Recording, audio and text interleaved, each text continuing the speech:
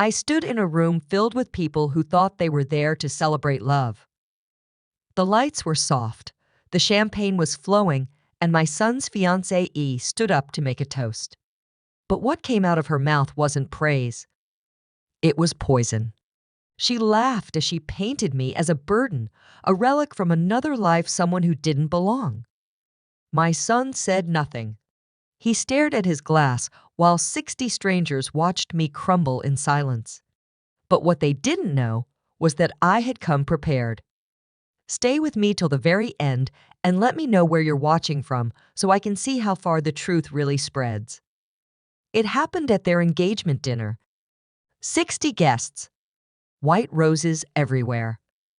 Glass clinking jazz playing low in the background. I had just finished my soup when Chloe stood up, champagne in hand, smiling that way she always did when something sharp was about to come out of her mouth, coated in sugar. She tapped her glass gently and thanked everyone for coming. Then she turned toward me. And I knew the second her eyes settled on mine that this wasn't going to be about love or gratitude. It was going to be about me. She said in front of everyone that marrying Ethan was a blessing, except for the small baggage he came with. Then she chuckled and added that no relationship is perfect when you still have to manage a mother-in-law who doesn't know when to step aside. Someone near me laughed. I couldn't tell who. The room blurred for a second, but I stayed still. She went on calling me outdated, hard to please, and said she prayed our future kids wouldn't inherit my tendency to control everything. Someone cleared their throat. Silverware paused midair. I looked to Ethan sitting beside her. He glanced down at his plate, cut his steak, and didn't say a word. The pain hit like something cold pressing into my chest, but I didn't show it. I just folded my napkin, slowly placed it on my lap, and took a sip of water. Then I looked at the host and gave a small nod. That was the cue. The screen behind them flickered to life, and I could see people start to whisper. But before anything began to play, I turned my head back toward Chloe and smiled. Not the kind of smile people give when they're happy. It was the smile of someone who had stopped hoping for kindness. A smile that said, I know exactly what you've done. And I'm ready. The room shifted. You could feel it. Like the air changed shape. Chloe didn't notice right away. She was still talking about how hard it is to blend families, how sometimes you have to be firm with the older generation when they refuse to let go. Someone at the far end of the table gasped as the first video frame came into view. My son's voice. Her voice. They didn't realize what was happening until it was too late. But I did. I had been waiting for this moment with every quiet dinner, every ignored word, every tear cried alone in my bedroom while they laughed downstairs. I didn't stand. I didn't shout. I just watched. Watched as the people I once loved dug their own grave in the most beautiful room in the city. All I had to do was sit back and let the truth do the rest. After Henry passed, the silence in the house became unbearable. 35 years of shared coffee, shared chores, shared arguments, and now it was just me. The mornings were the worst at first, waking up and reaching across an empty bed, still half expecting to feel the warmth of his arm. I tried to keep the routine, at least the parts I could handle. I still made 2 cups of coffee out of habit. One always went untouched. The chair across from me remained pushed in for weeks, like I was saving the spot in case he somehow walked back in. The mail kept coming. The clock kept ticking. The neighbors came with casseroles and too many sorries. I thanked them, smiled politely, and closed the door a little faster each time. Loneliness isn't loud. It's quiet and steady, like the creak in the hallway floor I'd never noticed before. When Ethan called to say he'd lost his job and asked if he could move back in, I didn't hesitate. I told him the door was always open. And for the first time in weeks, I made 2 cups of coffee and felt like maybe someone might actually drink the second one. Having him back in the house gave me something to look forward to. We'd eat scrambled eggs together in the morning, sometimes toast if I remembered to buy bread. He'd read the headlines out loud while I folded the dish towel, just like I used to when he was a boy. We started watching the evening news again. He'd sit on the same spot on the couch where Henry used to sit, legs crossed, remote balanced on his knee. I never told him, but sometimes I'd glance over and feel my chest ache from the resemblance. There was a gentleness in those first few weeks, a quiet comfort in having someone to say goodnight to again. I'd listen to his footsteps upstairs, the creak of the floorboards. It reminded me I wasn't entirely alone. It wasn't perfect, but it didn't need to be. I was just grateful the silence had softened, and for a little while I believed we were healing together. It was one of those quiet nights after dinner when Ethan stood in the kitchen, drying a plate, and told me he'd take care of me. He said it like a promise, like something sacred passed down from father to son. I didn't cry, not then, but I remember holding the back of the chair a little tighter. Henry had made him swear that if anything ever happened, he'd look after me. Ethan repeated those words almost exactly, and for a moment it felt like Henry was in the room with us. I nodded and told him I knew he would because I wanted to believe that. A week later, I offered him the master bedroom. He hesitated just for a second, but I insisted. I said it made sense that the stairs were getting harder for me, even though they weren't. Truth was, I wanted him to feel settled at home, like this was his place too. He started using my car now and then, nothing unusual. Just a few errands, he'd say. Then one day, he asked about some bills he was behind on, and I told him to use my account for a little while. It wasn't much, just enough to breathe easier. I added his name to the card. I even gave him the password to my online banking because trust wasn't something I ever had to question with Ethan. He was my son. What was mine had always been his. I cooked more than I needed. I stocked his favorite cereal even though I didn't eat it. I made sure his shirts were folded, his bathroom, cleaned the house quiet when he worked on his resume in the dining room. It felt good to take care of someone again. He thanked me often, especially in those early weeks. He'd hug me before bed, sometimes bring home flowers from the grocery store. I saved each one.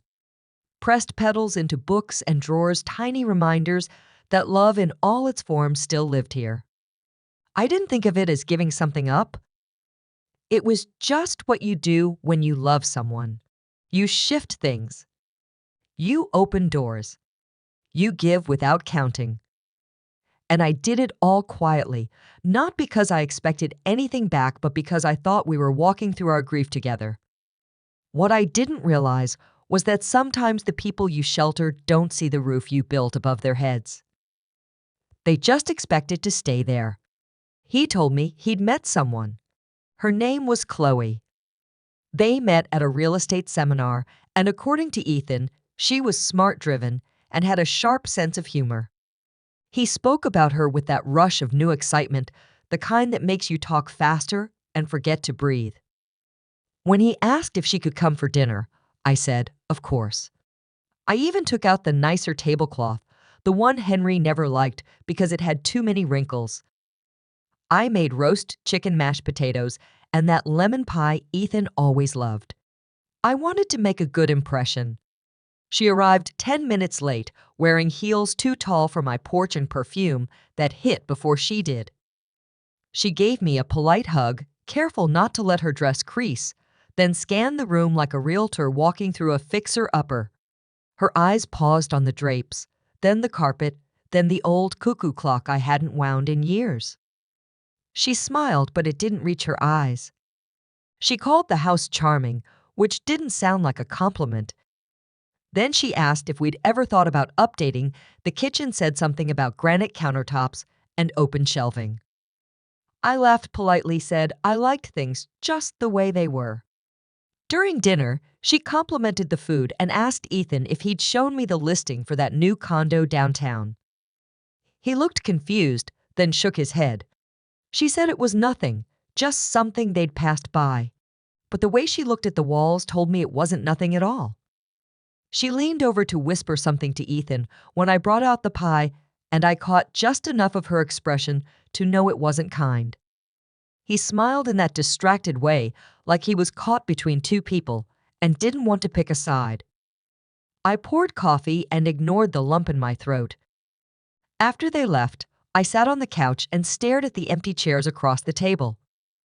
The room still smelled like her perfume. Something about it made me feel like I just hosted a stranger in my own home who'd already started measuring the windows. I told myself it was nerves.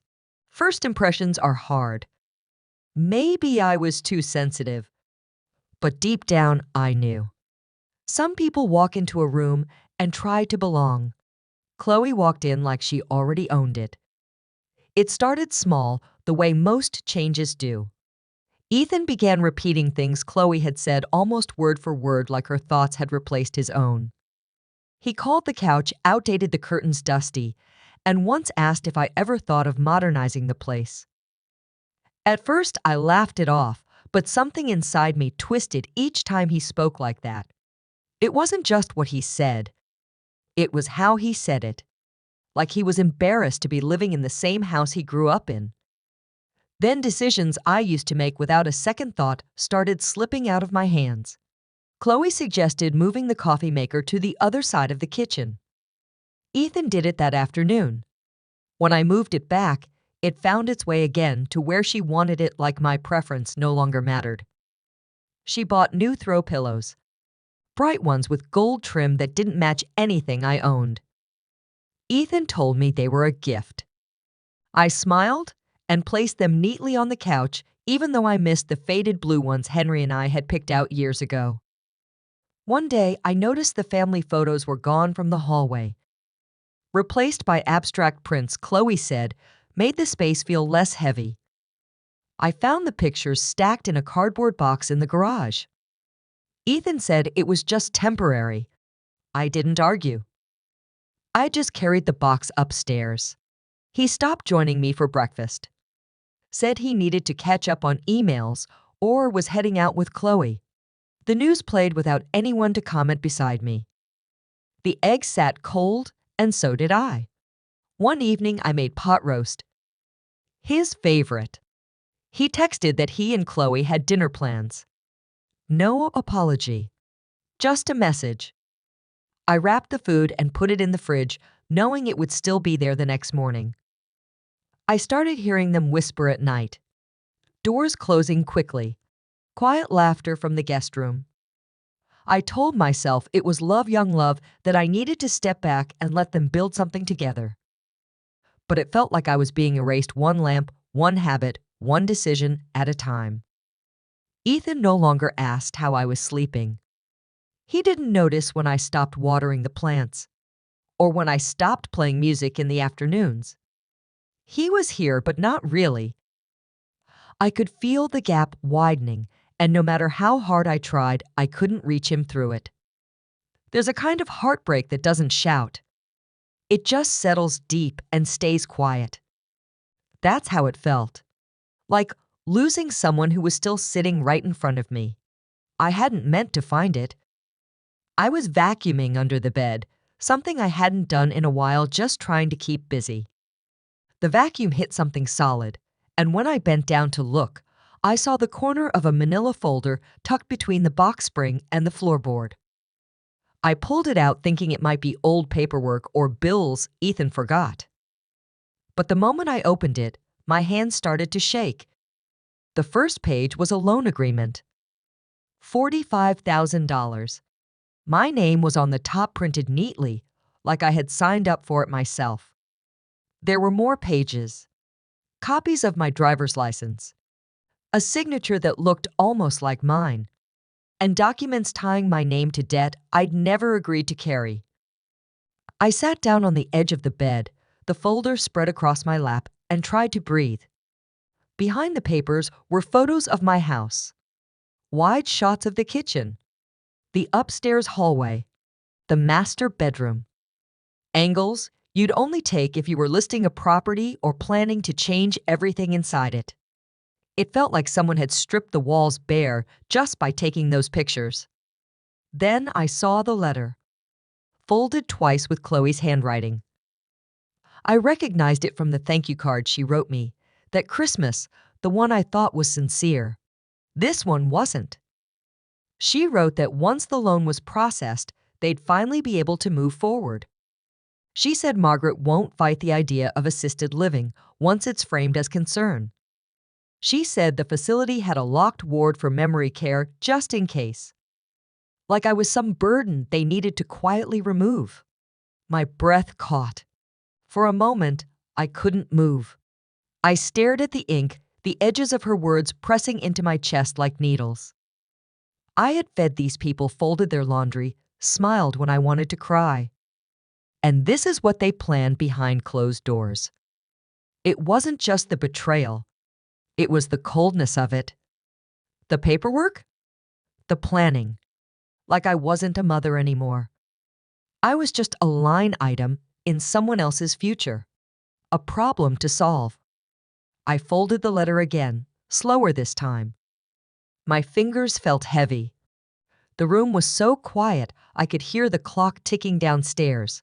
Each second felt like it stretched forever, holding everything that had just cracked wide open. I thought back to every breakfast, every moment I doubted myself, every time I'd brushed off the feeling that something wasn't right. And now it was here in my hands. Proof that I wasn't imagining it. I placed everything back into the folder and sat there for a long time. Not crying, not yelling. Just sitting, feeling the floor disappear beneath me inch by inch. I had given them everything, and they were already building a life that didn't include me. It was tucked behind the last sheet, nearly invisible, just a small black USB drive wedged inside the folder's inner flap. I turned it over in my hand, not knowing what it held, only that the weight of it made my stomach tighten. I walked slowly to the old desktop in the study and plugged it in, half hoping it would be empty. There were audio files. Short clips, all labeled by date. I clicked the first one and it was my voice. I was talking about the grocery list, mumbling that I had forgotten to buy coffee and that I couldn't remember where I'd left my checkbook the day before. I sounded tired, scattered, human. I listened to another one. This time, I was sitting at the kitchen table, worrying out loud about my savings, wondering if it would last. I had said it while folding laundry. I remembered the moment. I had no idea anyone was listening, let alone recording. The clips weren't random. They were picked with care, each one chosen to show me uncertain, forgetful, anxious. My own words used like bricks to build a version of me that didn't exist. A version that couldn't be trusted. It hit me then. These weren't just moments. They were weapons. They had sat across from me, shared meals with me, asked about my day, and all the while they were gathering proof to prove I couldn't take care of myself. Not because I couldn't, but because it was convenient for them if I didn't. I felt the room press in around me. My knees trembled and I had to hold onto the edge of the desk to stay upright. I closed the files, but could still hear my voice echoing, tired and small, looped out of context. I trusted Ethan with everything. My house. My finances. My grief. I had spoken those words because I thought I was safe. I thought I was home. But now home felt like the most dangerous place of all. There is a pain that comes from betrayal. But this was deeper. This was being reduced to a list of sound bites. Stripped of dignity by someone I had raised, held, and believed in. I took the USB out of the computer and just stared at it. I wanted to throw it. Smash it. Burn it. But I didn't. I just sat there hearing silence in the places where my son's love used to be. I hadn't seen Mr. Finch in years. He handled our wills back when Henry was alive, and we'd sent him a Christmas card every December until the year Henry passed. His office still smelled like paper and lemon polish, the same dark wood shelves lined with law books I doubted he ever opened anymore. He greeted me kindly, but I could tell he saw something different in my face. I didn't waste time. I placed the folder on his desk and said I needed help protecting what little I had left. He opened the file and took his time reading. Every page, every note, every recording. He didn't interrupt, just listened. When it was over, he looked at me with something close to sorrow, then nodded slowly and said we'd fix this. I told him I didn't want revenge. I wanted protection. I wanted peace. He said the two weren't always separate things. He laid out a plan. We'd freeze access to my accounts, pull back control of the house deed, and revoke any shared authorizations I had given Ethan. We'd build a legal wall around everything I had worked for, and we'd do it quietly. I handed over the USB. Mr. Finch said it was more than enough to challenge any claims they might make. He also said it showed intent. That mattered. I asked if we could keep it private, at least for now. He smiled and said, of course. He said I had more power than I thought, and using it with dignity would hurt them far more than any courtroom could. We worked on the paperwork that afternoon. I signed documents that rolled back every open door I had once left unlocked for Ethan. He made copies. He asked if I had somewhere safe to keep them. I told him yes. But what I didn't say was that the safest place I had now was not a drawer or a cabinet. It was this moment, this decision, this return to myself. As I left his office, the sky had started to shift into that soft pink of early evening. I felt tired, but I also felt clear for the first time in weeks. It wasn't anger that carried me. It was something steadier, something stronger. I didn't know yet how far this would go, but I knew this much. I wasn't going to let them erase me. Not silently, not gently, not ever again. I started by writing everything down. Every detail I remembered, every date, every slip of the tongue, every shift in Ethan's voice. I spoke it all aloud one morning when the house was empty, sitting at the kitchen table with my phone propped against a sugar bowl. It took me 3 tries to get through it without crying. Not because I was weak, but because I needed the words to be clear. I didn't want pity. I wanted the truth plain and strong. I found a local video editor through a friend of Diana's. A young woman who worked quietly, didn't ask many questions, and listened closely when I told her what I needed. I gave her the audio files, my testimony, photos, dates. She said it would take a week. While she worked, I acted like nothing had changed. I asked Ethan if he wanted pancakes. I complimented Chloe's new blouse. I even mentioned that maybe it was time I looked into retirement communities. Her eyes lit up, and that was all the confirmation I needed. I sat with them at dinner, nodded through their conversations, smiled when they mentioned planning for the future. I let them think I was slipping.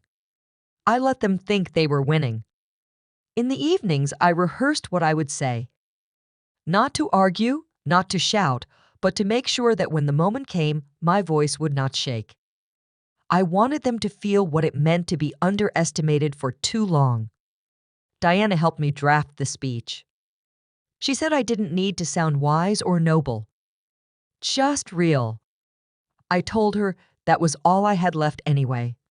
I bought a new dress. Simple. Navy blue. The kind of dress you wear when you want people to listen, not look. I laid it out days before the engagement party and smiled every time I walked past it. There's a kind of power in silence, in watching, in waiting. I wasn't out for revenge. I was out to reclaim something they thought they had taken from me. I knew they wouldn't see it coming. That was the point. For all their cleverness, they had forgotten who raised Ethan to begin with. They forgot that quiet doesn't mean blind. And so I waited. I waited like the tide waits to rise. calm, certain, unstoppable. The room shimmered with soft candlelight and polite conversation. 60 guests filled the banquet hall, glasses clinked, laughter rolled across the tables like waves.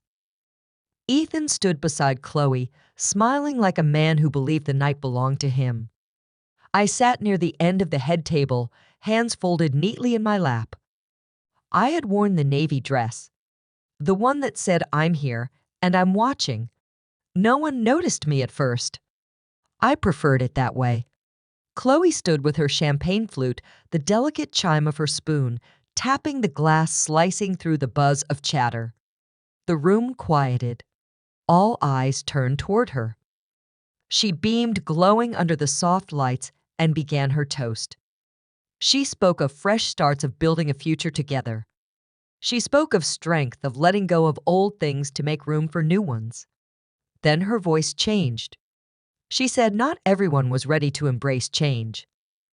Some people, she said, clung to the past like a security blanket and dragged everyone down with them.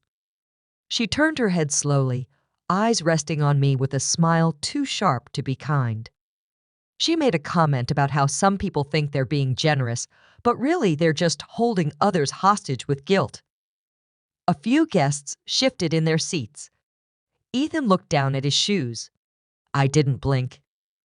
I simply reached for my glass of water and took a slow sip. Then I nodded toward the host near the projector. That was the cue. The lights dimmed slightly, and the screen behind the podium lit up. The first slide was a scanned image of the loan document with my forged signature. The second showed photos of my house. A murmur rippled through the crowd. Then the audio played. My voice, nervous, tired, talking about my savings. Then Chloe's voice, clear and calculated, discussing how to place me in care without resistance. Gasps echoed, a chair scraped against the floor. Ethan's mouth parted, but he said nothing. The final part was a short video. I looked straight into the camera, sitting at my kitchen table, and explained everything. Not in anger. Just the truth. The whole truth. The betrayal. The plan. The silence I had endured for months. When it ended, the room was still. No one reached for their drinks. No one looked at Ethan or Chloe. All eyes turned to me. I stood slowly. My knees didn't shake. My voice didn't crack. I thanked everyone for coming. I said family should be built on love, not leverage.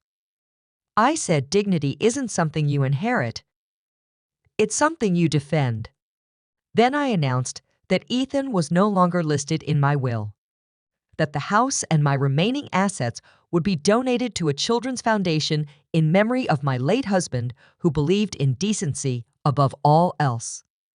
I said I hoped my decision would be respected, and that forgiveness did not mean forgetting what people are capable of. Chloe's face had drained of color. She opened her mouth to speak, but nothing came out. Ethan looked like a child lost in a storm he helped create. They both stood frozen while the room whispered around them. A few guests got up. One woman touched my shoulder gently as she passed. Another nodded with quiet respect. Diana came to my side and slipped her arm through mine. Ethan stepped forward, eyes wide, but I raised my hand. Not with anger, with finality. He stopped. They left without a word. Chloe's heels clicked too loudly across the polished floor. Ethan didn't look back. The room began to breathe again. People returned to their seats. A few raised their glasses. Someone near the back whispered that it was the most unforgettable dinner they'd ever attended. I sat down and let the silence wrap around me like a coat I had sewn stitch by stitch. It wasn't victory I felt. It was clarity. And that was enough. The morning after the engagement dinner, the house was quiet in a different way. Not heavy, not hollow, just still. The kind of stillness that comes after a storm when even the trees seem to breathe slower. Ethan and Chloe didn't come back that night. Their things were gone by morning. A box was left by the door with a spare key inside and nothing else. I didn't cry. I swept the porch and opened the windows. The air smelled clean, like rain had rinsed everything out of the walls. That week, neighbors stopped by. One brought cookies. Another offered to help repaint the guest room. Diana arrived with a bag of new door locks and a smile that told me she wasn't asking permission. We painted the front door sage green, hung a new mailbox, took down the prints Chloe had put up, and replaced them with a painting Henry once loved. The house felt lighter, not newer, just more mine. I booked a train ticket to Santa Fe. No real plan, just a quiet urge to move for a while, to be somewhere with color and space. I rented a room above a bakery and walked to the plaza each morning. I joined a book club that met every Wednesday in a tiny library with red adobe walls. They read novels I hadn't heard of, and no one asked me where I was from. It felt good to be unknown. At night, I wrote in a journal. Not about what had happened, about what I was learning now. Things like how grief doesn't leave it, just stop shouting. Or how peace isn't a place, it's a decision. 3 weeks in, a letter arrived at the bakery. Ethan's handwriting on the envelope. I didn't open it right away. I waited until the sun had gone down and the room was quiet. It was short. He said he was sorry. He said he didn't know how far things had gone. He said he missed me. I read it twice, folded it gently, then placed it inside the drawer of the nightstand and closed it. Not with anger, just with finality. Some wounds don't bleed. They just change the way you carry yourself. When I returned home a month later, the lilacs had bloomed. I trimmed them back, brewed a cup of tea, and sat on the porch to watch the clouds move. The silence didn't hurt anymore. I wasn't who I was before. But I wasn't broken either. I had survived the fire without letting it turn me to ash. I started baking again. Signed up for a watercolor class at the community center. Let Diana convince me to host a book club of our own. The house felt full even when it was just me. I didn't need to fill it with noise or company to prove something. I had already proved enough. Some evenings I passed the drawer where the letter rested. I never opened it again. Not because it didn't matter, because I already knew what I needed to know. Forgiveness doesn't always look like reunion. Sometimes it just means choosing your own peace and letting the past sit quietly where it belongs. Forgiveness is not a doorway you leave wide open for someone to walk through whenever they please. It is a decision to stop letting pain shape your life. It does not mean you forget what happened. It means you stop bleeding from it. I didn't stand up for myself out of pride. I did it because there comes a moment when you realize no one is coming to rescue you. That moment is your rescue. Dignity isn't given. It's protected. It's the quiet choice to rise when no one thought you would. It's drawing a line not out of hate, but out of love for yourself.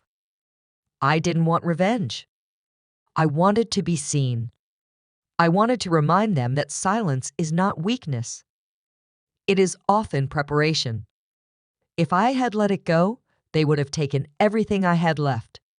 Not just the house or the money, but my story, my worth, my voice. And so I chose to speak, not to destroy them, to save myself. I don't know if Ethan meant his apology. Maybe he did. Maybe guilt comes in waves.